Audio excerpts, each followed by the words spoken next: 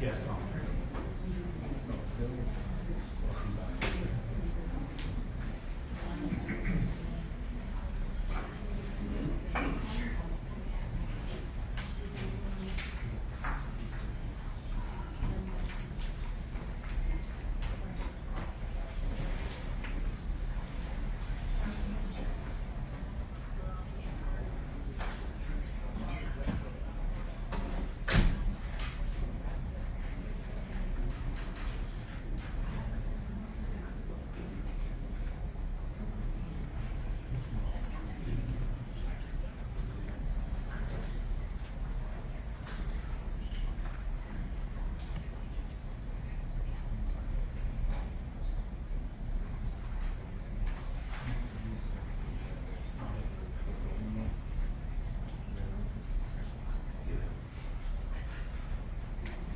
All right, ladies and gentlemen, do me a huge favor. If you got a cell phone, if you just silence it, make sure it's off, or if you handle anything, if you just handle it outside the courtroom, we'll get this started. Thank you.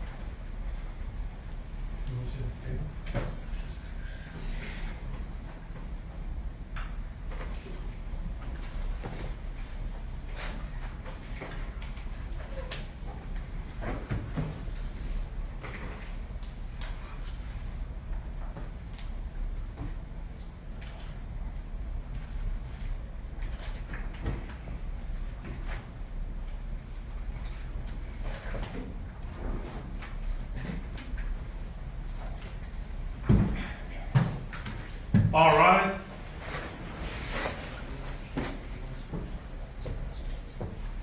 Thank you, everybody. You may be seated.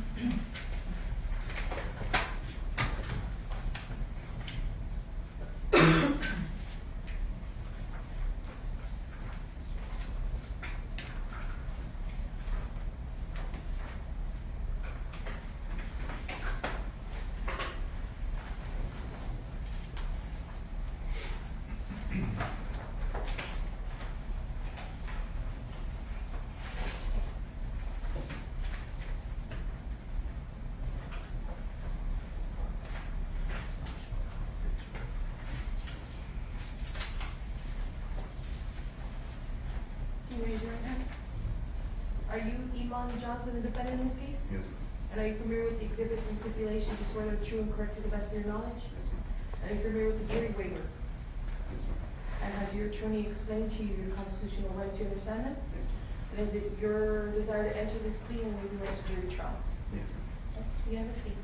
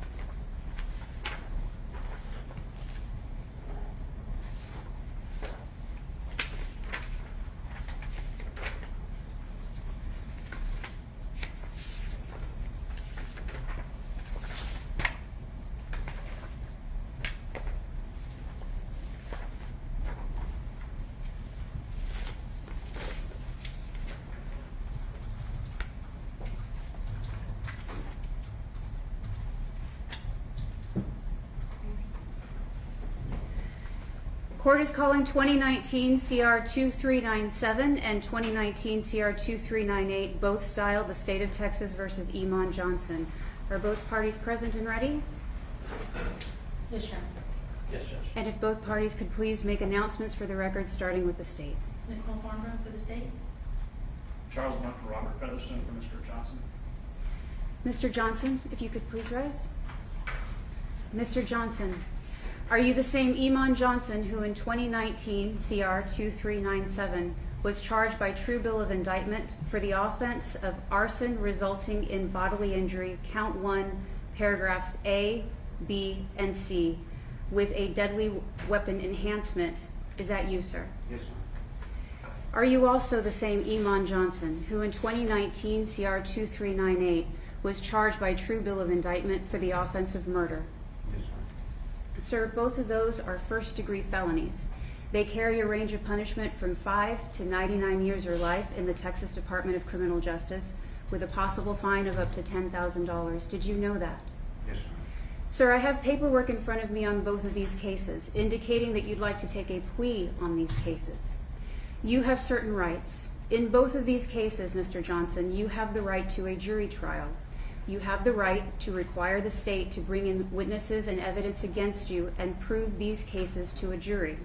You have the right, through your attorneys, to question and confront all of the witnesses and evidence against you. And you would have the right to remain silent throughout the entire process. Do you understand you have these rights, sir? Yes, ma'am.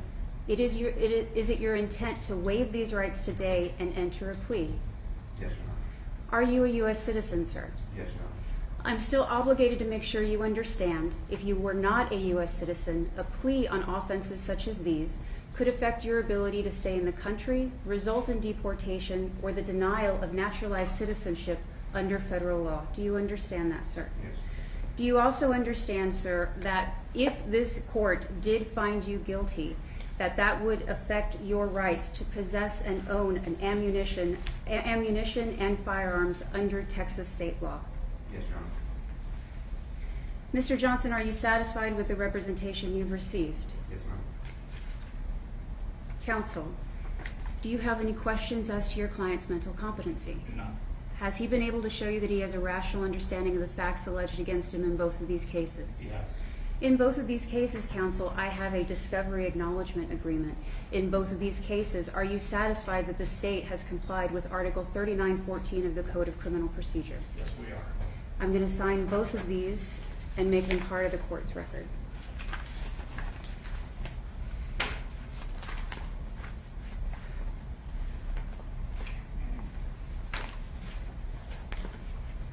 Mr. Johnson, we are going to go over the agreement you have with the state of Texas in both of these cases. It's important that you know the agreement that you have with the state of Texas is with the state of Texas alone. It is not with this court. What that means, sir, is I do not have to follow the plea bargain agreement that you've entered into. However, if I decide not to follow this plea bargain agreement, I will very clearly let you know and allow you to step back and withdraw your plea. If I do follow the agreement, you will not have my permission to complain or appeal my decision at a later time. Do you understand that, sir? Yes, Your Honor.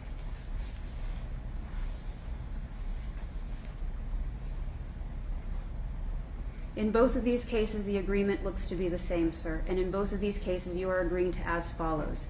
Punishment is to be assessed at 30 years in the Texas Department of Criminal Justice with a $2,000 fine. There is to be an affirmative finding of a deadly weapon. You are not making any application for community supervision or deferred adjudication, and these cases are to run concurrently with each other. Is that how you understood your agreement? Yes, Your Honor. Counsel Yes, Judge. and state. Yes, Your Honor. Mr. Johnson, to the offense of arson resulting in bodily injury or death in 2019 CR 2397 as a first-degree felony, how do you plead? Guilty, not guilty, or no contest? No contest, Your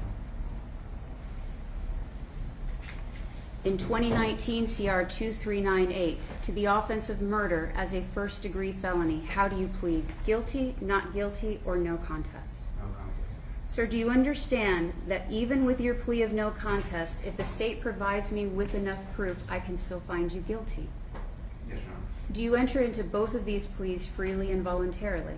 Yes, Your Honor. Has anyone forced you or promised you anything outside of this agreement to get you to enter these pleas? No, Your Honor. I'm going to accept the plea. I'm going to find that both pleas are freely and voluntarily given and that Mr. Johnson is competent to enter both of these pleas, and I'll allow the state to admit evidence. State offers State's Exhibit 1 and its attachments. May I vote? Yes. Tendering States Exhibit 1 and attachments for 2019 CR 2398. Is there any objection, sir? No, Judge. Those are admitted and made part of the court record. Tendering States Exhibit 1 and its attachments for 2019 CR 2397. Any objections, No, sir? Judge. Those are admitted and made part of the court record.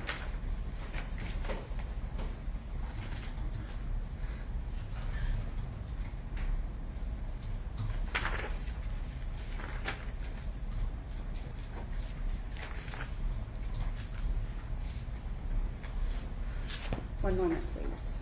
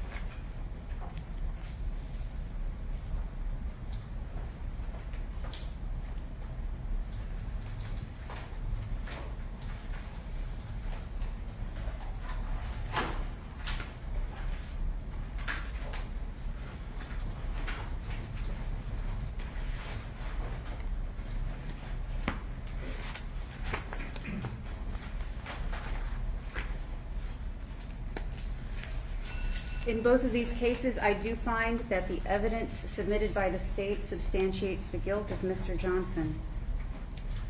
Counsel, is there any reason we cannot proceed to sentencing today? No, Judge. I am going to find Mr. Johnson guilty in both cases. And state, while I do recognize that there are people attending in the courtroom, for purposes of the record, have the victims been informed under Texas Code of Criminal Procedure 56A.051? Yes, Your Honor. I'm going to follow the agreement entered into by both parties. Under both cause numbers, Mr. Johnson, it's the judgment of the court that you serve 30 years in the Texas Department of Criminal Justice with a $2,000 fine. I am going to make an affirmative finding of a deadly weapon. These cases are to run concurrently with each other. I'm going to give you credit for time that you've served and have time and money run concurrently. Is there anything else from either side? Nothing from the defense at this Anything time. from the state? No, Your Honor. Mr. Johnson, the last thing I do have to tell you is that this is a plea bargain case. I did follow your agreement. You do not have a right to appeal my decision. And if there is nothing else from either side, I am going to close the record and we can reconfigure the court for victim impact. Thank you very much.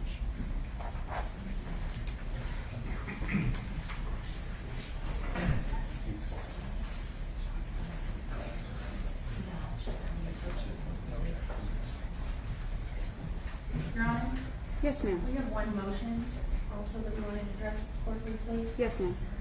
Radcliffe had asked to be able to have his helmet, which was taken into evidence and been held in property, so we get the SAFD to be released back to him.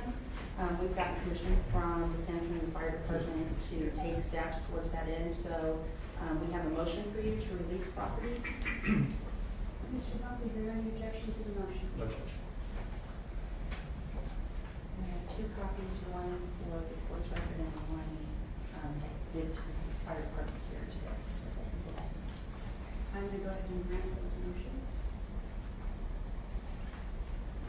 And I am signing it. Thank you.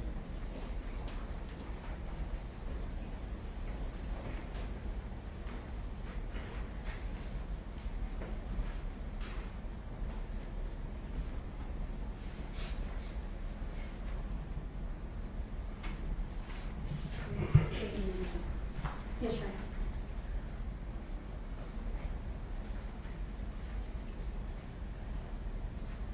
Susan?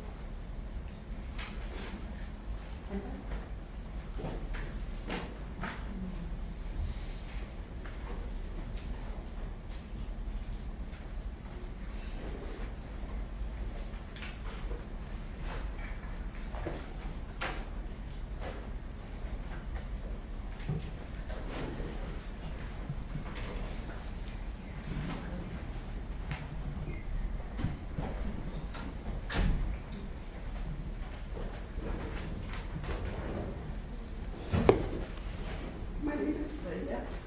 I'm Scott's mother-in-law. I never referred to him as my son-in-law. He was like my own son. My daughter met him when they were 17 years old. They were kids. That was his first girlfriend. That was her first boyfriend. That's what you've taken from us.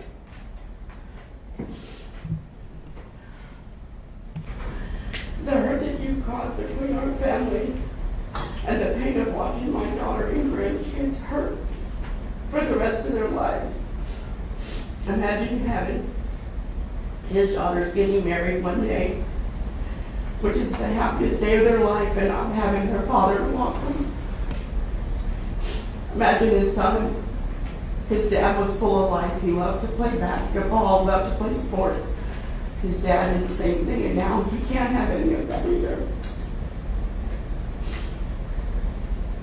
I know you don't know Scott, but he was not only a good fireman, he was the best fireman there was in my eyes. Everybody believed in him, even after people came to us and said that he had been to their homes at times and helped them and saved them, made them feel comfortable. And now all of that's gone. What hurt me the most was one day my daughter was driving. And my granddaughter was only 4. And that was the unborn child that they were pregnant with. And she asked my daughter, she said, Mommy, did Daddy love me? And she said, well, of course he did. And she said, well, why wasn't I in no pictures with him? That's hard. That's so hard to explain that to a 4-year-old daughter who's starting to realize things and see why her dad is not there.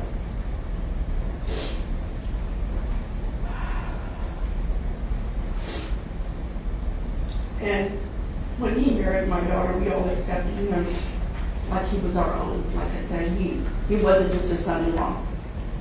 This is the man you would want to be your son-in-law for your daughter if you had one. Imagine having to tell your kids that night that all this was happening the next morning, that their dad was not going to come home anymore. It was hard. I pray every night to give her comfort, and I know one day maybe she'll get it. But I really honestly think that day is going to be the day she joins him. Thank you. She's going to be here.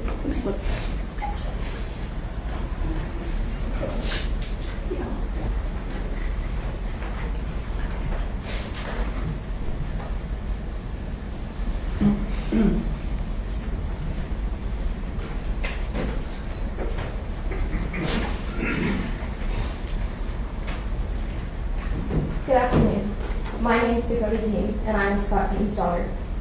You may know him as a firefighter, but I know him as so much more.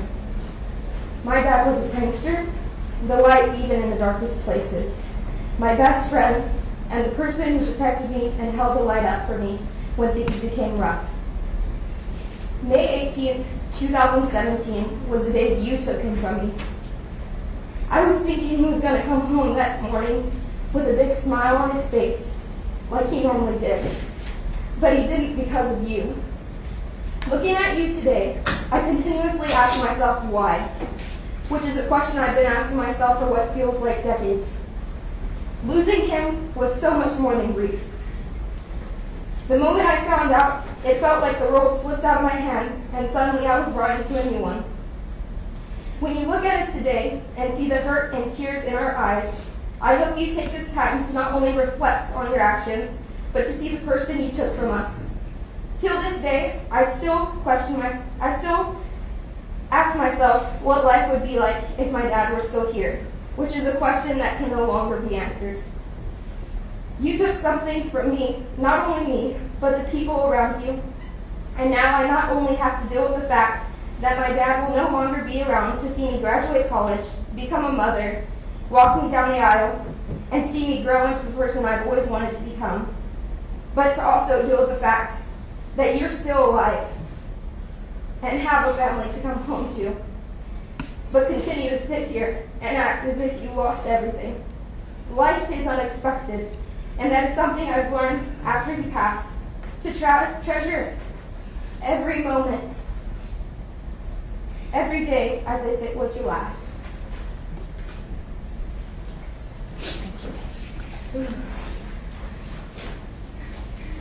Jennifer Dean is the widow of Scott Dean. She sent a letter and she's requested that I personally read it to the defendant. I've tried not to think about this day, but I knew it would eventually come. I thought I'd be able to tell you myself what you've done and how you've affected our lives, but the longer I go without Scott, the harder it gets. I know if I saw you, it would only cause more pain and anger. So to the selfish person who destroyed our lives, I will never forgive you. Your poor decisions took someone so precious from us. You took my best friend, husband, protector, my other half, an amazing dad, and a huge piece of my heart. Having to grieve such a huge loss while still being a mom to 3 grieving children has been extremely challenging. Having to answer questions from a child that never got the chance to meet her dad is so painful. No child should have to live with such memories. We will forever have to live with so much pain and heartache because of you. I can tell you just a little bit of what we've gone through, but you would never understand. The way you stood outside of that building and acted like you had no idea, while my husband was inside suffering, tells me a lot about the person that you are, and you are exactly where you need to be. I'm Jennifer.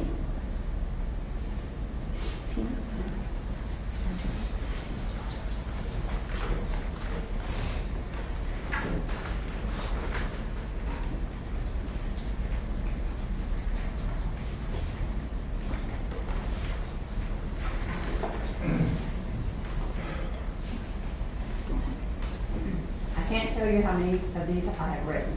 I really don't think anything being said is going to make a difference to you. This day is all because you felt you could get away with setting a fire for insurance money. I hope it was all worth it to you. What I'm about to say really doesn't cover half of what we have dealt with. But I hope I keep your attention long enough for you to have a picture painted in your mind so when you close your eyes at night, you see what I have to live with every day. May 18, 2017, I'm sure you remember that day very clearly, like we all do. At least with hope you do. Do you remember the interview you gave that night? You said, "My members called me and told me about the fire. I thought it was a joke. All arsonists come back to the scene of the crime to watch what they have done. All you had to do was tell someone that no one was in the building. All you had to say was, yes, I was here and I was the only one." That lie caused so many consequences. Scott lost his life that day. His kids lost their dad. I believe that my husband Brad lost part of his life that day too. Were you ever told in detail what my husband went through? Let me tell you. He burned from the inside out like a baked potato. His bunker here did what it was supposed to do. It protected him from the flames, but the heat was cooking him. Did you know that burn up to 72 hours after the initial burn? So while my husband was lying in the hospital, he was still cooking for 72 hours.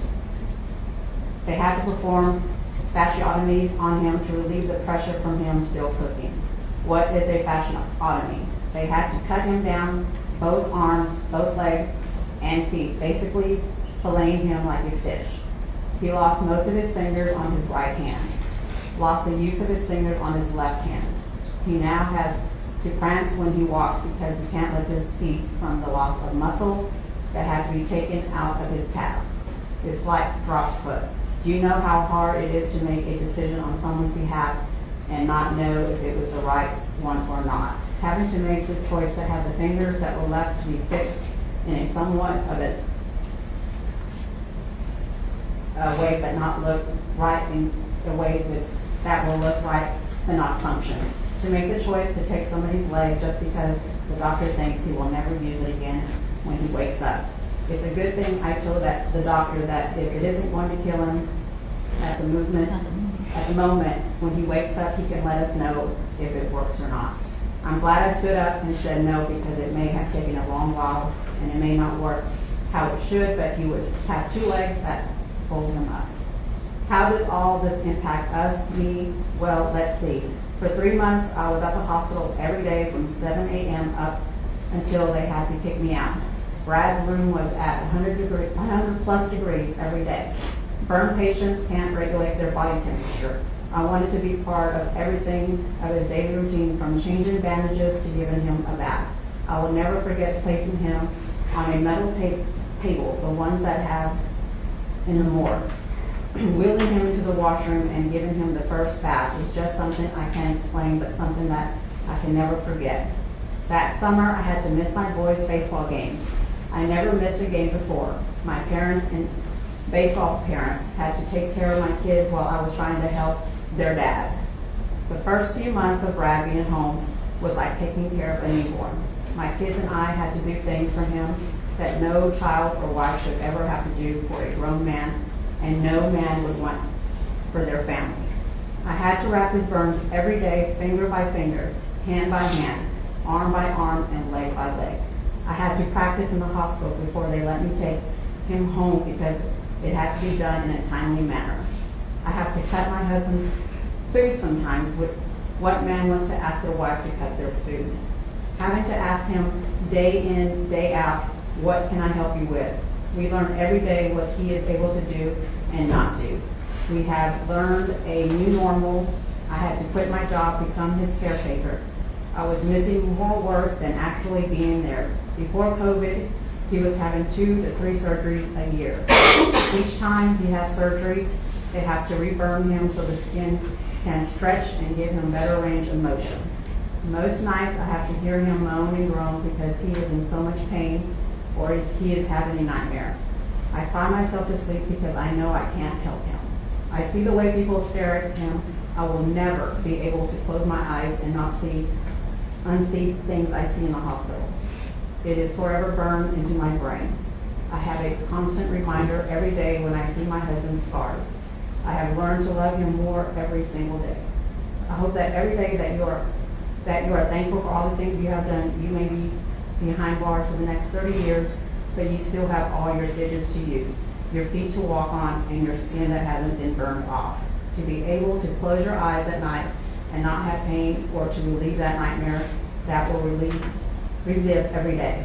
I hope this painted a picture for you, and I hope you were man enough to look at the pictures that are before you to see what you have, to see what we have and have seen every day.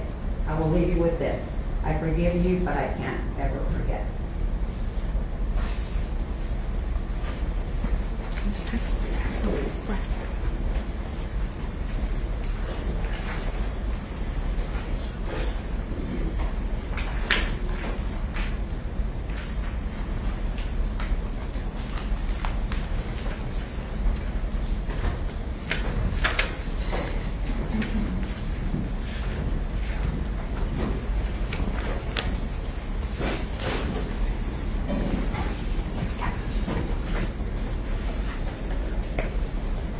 On May 18th, Mr. Johnson, you changed a lot of lives by the actions that you made. I want to start with the loss of my friend Scott. Scott's life was lost on that very night, and I was severely burned while performing duties as firefighters. These are some of the jackets from the aftermath of what had happened. I hope you look at these pictures. Look at him closely. A lot of this stuff was the first time I got to see him. I don't know if you had gotten to see him or not before.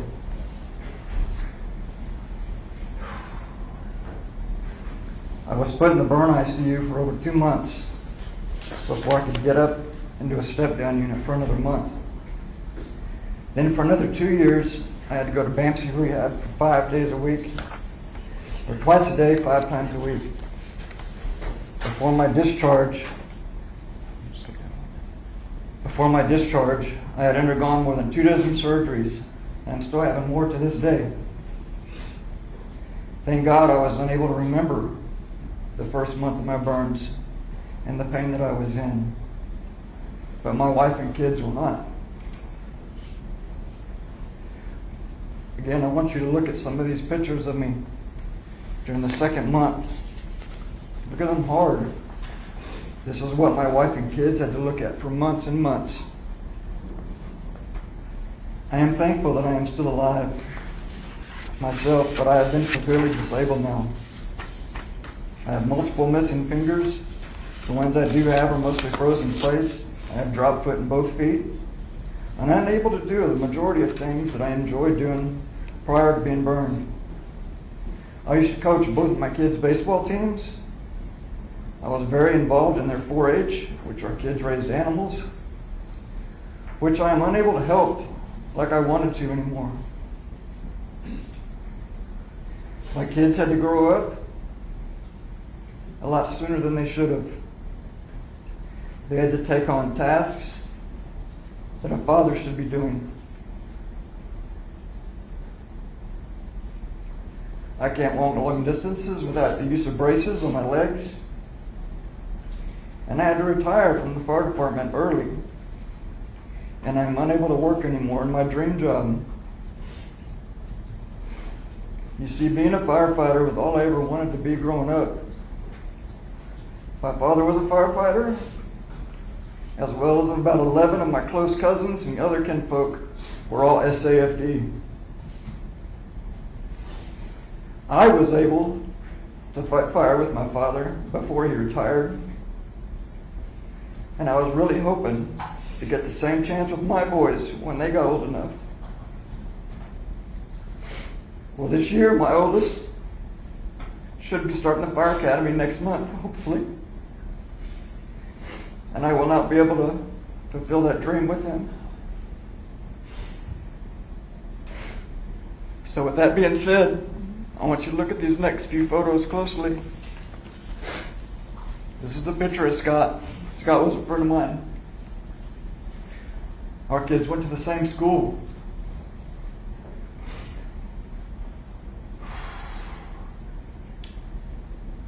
We had a lot of laughs together. But that night changed all that. This next photograph is the outcome of what happened to Scott. Scott is a hero, and he always will be. So with that being said, I want you to apologize to my wife, kids, and family, as well as the Deans, the Vasquez, for what you have put us all through, and apologize to the fire department and the people of San Antonio, and that maybe one day we will accept it.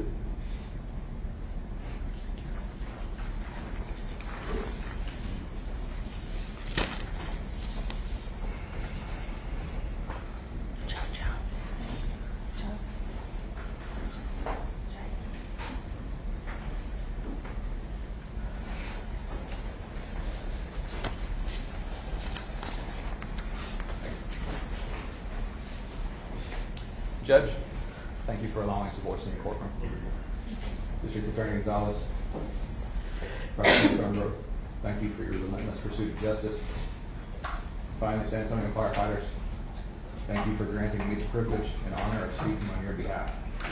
Mr. Johnson, I am here as president of the San Antonio Professional Firefighters Association. And my task is not simple. I am here to represent 1,800 firefighters, paramedics, who you negatively impacted that fateful day in May. To try and communicate this to you effectively, I'm going to start by explaining what Scott and Brad and Robert and the rest of us went through to become a firefighter.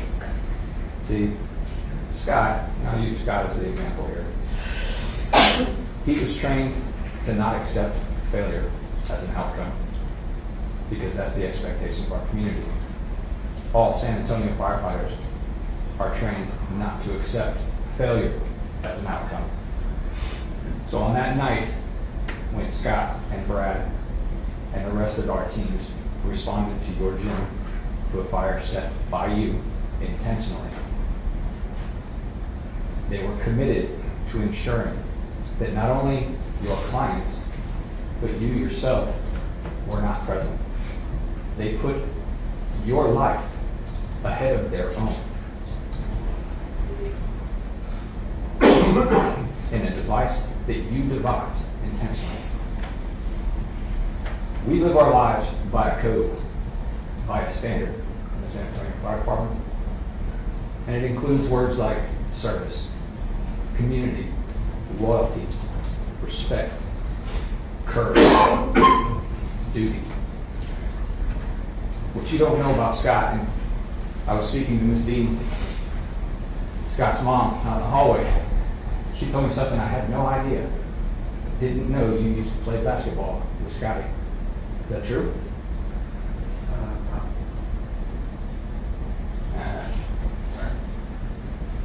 That's my understanding. Is that you used to play basketball with Scotty when he was a kid.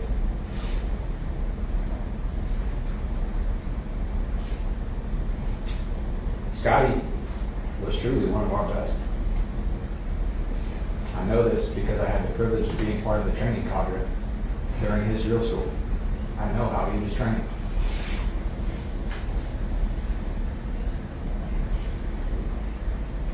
Scotty was the personification of the high standards we in the San Antonio Fire Department don't just profess, but live by every single day.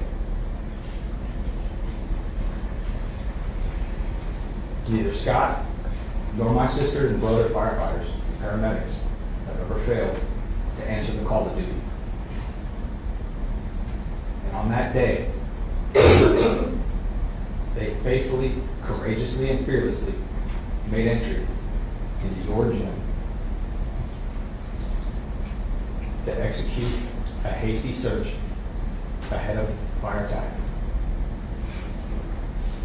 And they paid the ultimate price trying to save you. Because we can't possibly know who's there and who's not there. We can't assume. Those are provisions that we're not afforded the ability to be ahead of. We're always behind. It is a responsive profession. And that night, they were even further behind because of what you did. So you're here today to accept your plea, get 30 years, be eligible for parole and 15, as I understand it, which actually makes it 9 because of the 6 years since you've served. I try to be a forgiving person, like my sisters and brothers. I try to be forgiving people. But like the Phipps family, the Dean family, Bosse's family, we also have long memories. So you can bet you'll see us in 9 years. It's your parole hearing. Furthermore, your sentence is 30 years. You sentenced our brother to death through your premeditated actions.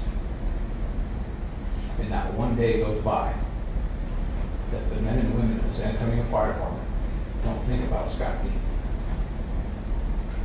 Scott Dean Day may be May 18th every year for us, but not one day passes by that we don't think about him.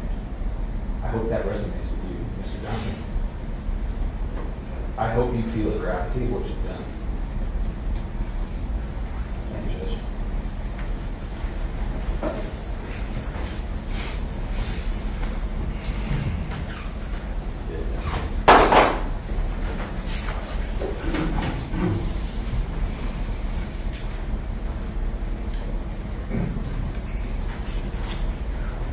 Judge, thank you for this opportunity. DA, thank you. Men and women of the San Antonio Fire Department, thank you for being here. Thank you for everything that you do every single day. Dean family, I love you. Phipps family, we love you. Robert, you're out there still doing it, man, and we love you. Mr. Johnson, first of all, I appreciate you looking at me. And so I want to provide some images for you of that night. And I do hope that you will keep these images in your head, just like the rest of us do, every single day.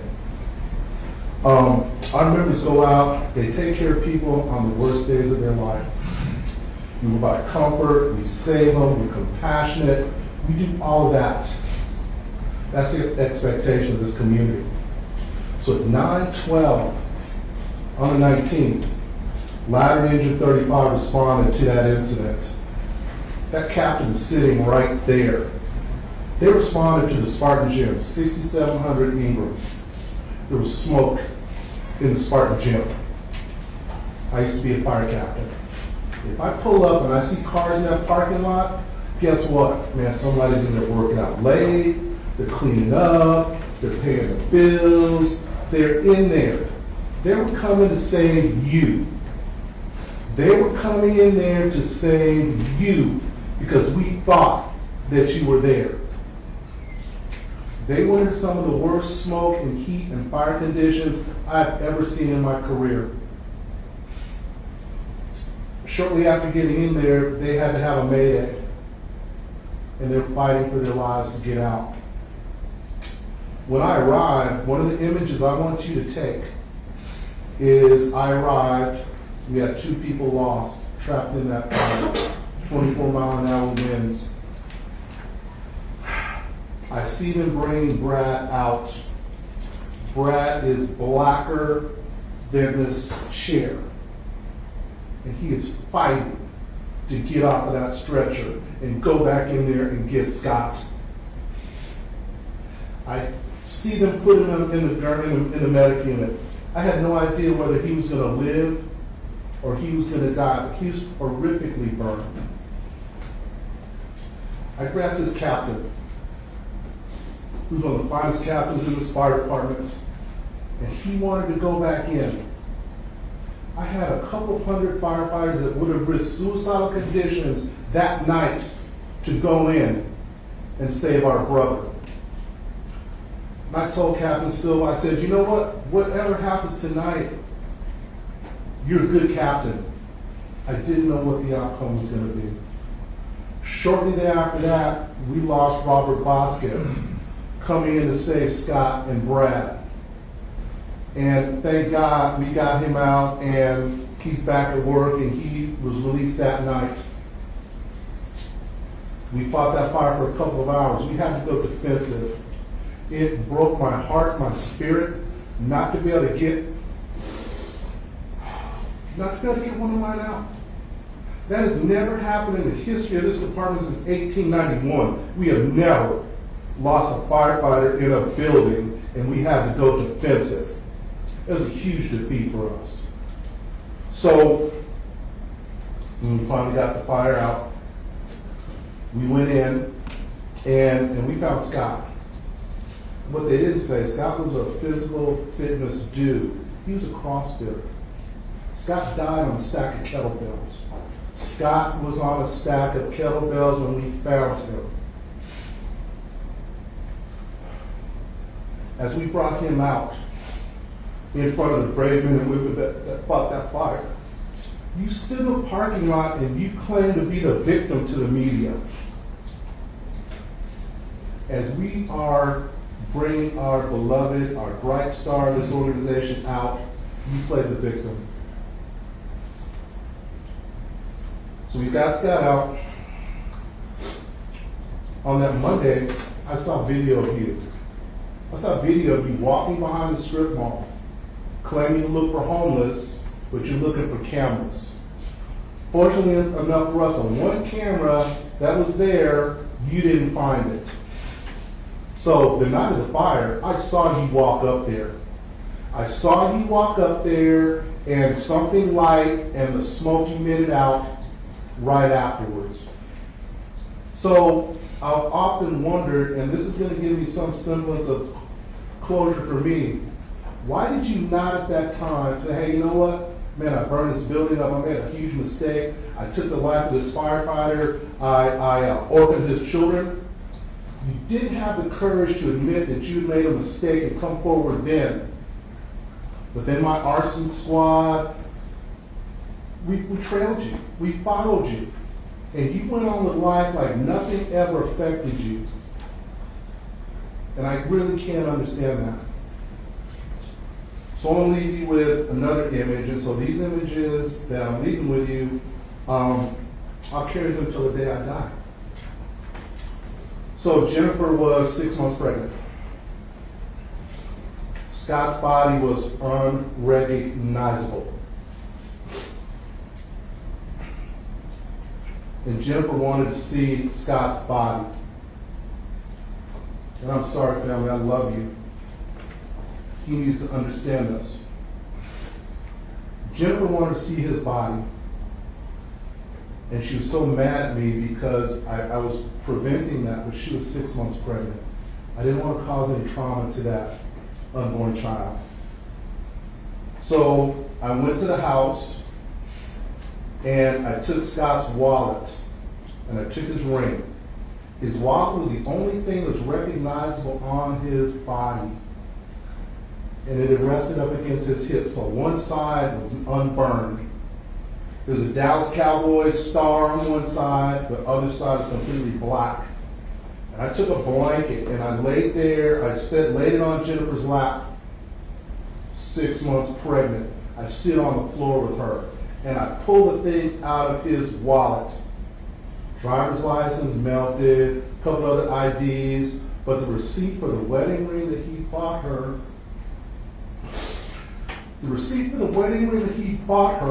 was in his wallet. I will never be able to get that out of my head. The community, they love this department. They love the San Antonio Fire Department. And that day, all of us were doing an absolute job that we loved. And for a reason, you kind of took away some of our innocence, because now we realize, okay, there are people out there that want to harm us. And that's what happened to us. But as we go forward, I really want you to take time and relive these images, because you made a choice to do what you did. You had an opportunity to reverse it some way, but you did not. And so you're going to spend significant time of your life behind bars. I forgive you. And it's been so hard. But I realize I have to forgive you so I can free myself of this anger and this pain and this hurt that every time I think about you, I want to jump across this rail. When I saw you at the bond hearing, I thought about doing things with people I've never imagined in my life. And that is not me. So for the sake of my mental health, for the sake of my well-being, I have to forgive you. But I will never, ever forget. And neither will any of these people out here, the residents that we serve every day. We will always have a deep scar. And it's a scab. It's ripped off every time we think about Scott. So when you die, I hope you live a long life behind bars and come out and whatever. But when you die, we will still be loving and missing Scott. I hit my phone, and I wanted to see how long I've been talking. I've been talking for 13 minutes and 27 seconds. Scott and Brad responded to that call at 9:12. 9:28, their lives changed forever. 16 minutes. 16 minutes, their lives and our lives as an organization and a city, it changed forever. So I appreciate you indulging me almost 16 minutes. And I appreciate the fact that you've looked at me this whole time. So please, let these images, let this trauma, let this pain that all of us have articulated here to you today, let it soak in. Let it soak in. Thank you. I'm going to check and see if there's anybody else who's changing.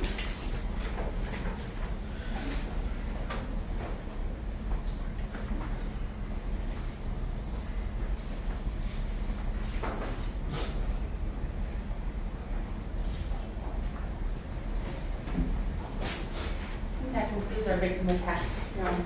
Thank you. This court will stand in recess. Thank you very much.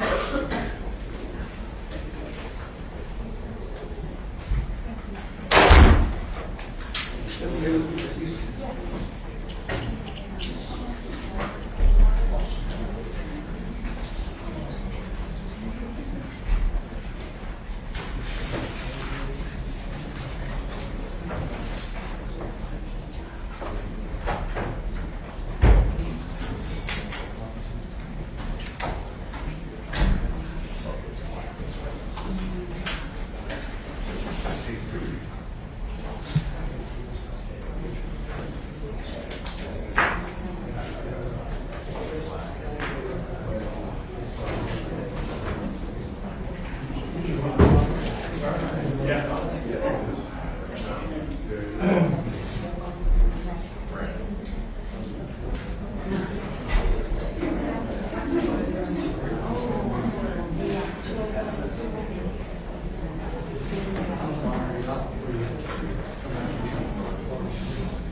gonna try your capital?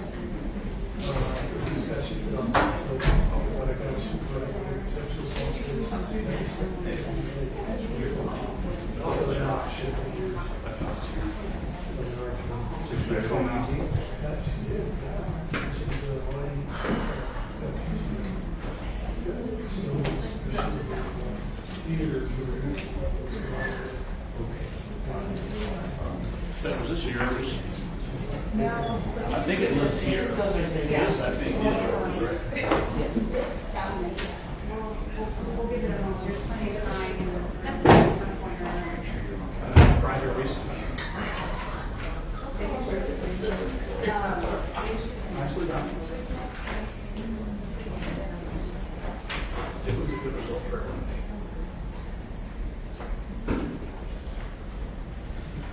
If you want us, like sometimes September just calls and we'll come sit down and yell at each other. There you go. I yell when appropriate. Sometimes when it's inappropriate. Hey, it worked. I got a not guilty. Yeah.